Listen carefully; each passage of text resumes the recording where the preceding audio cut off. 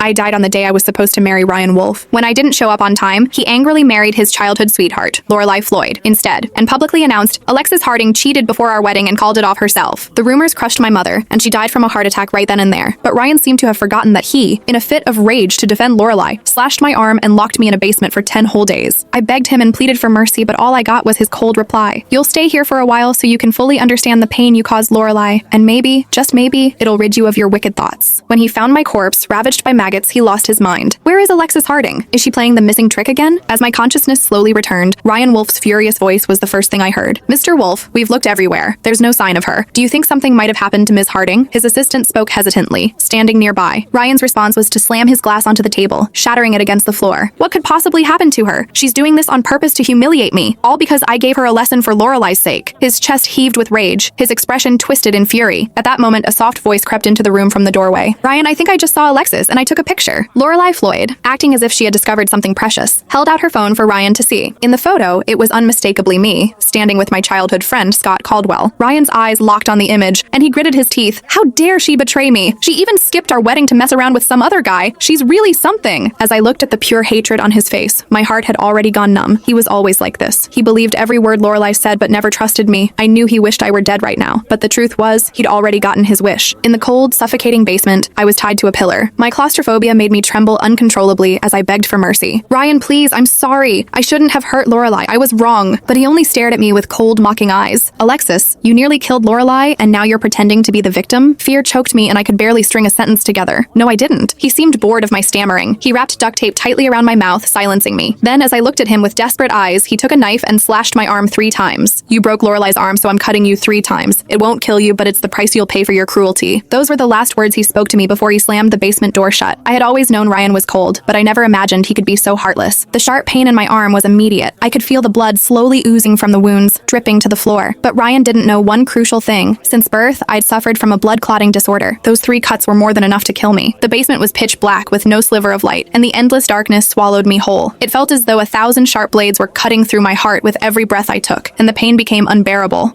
The sound of my muffled cries echoed in the cold, empty room. I didn't know how much time had passed before I finally closed my eyes, welcoming the release from this torment. Ryan, what do we do now? There are so many guests outside. Lorelai blinked her large, innocent eyes, looking every bit the pure angel she pretended to be. It's all my fault. I'm sure Alexis didn't show up because she's mad at me. I'm so sorry, Ryan. As her eyes began to well up with tears, Ryan immediately softened, his anger fading away. He gently pulled her into his arms, running his fingers through her long, dark hair. It's not your fault. It's her fault for not showing up to the wedding and running off with some other man. She's the one to blame. Lorelai snuggled into him, sobbing as if she had suffered the greatest injustice. Hey, don't cry.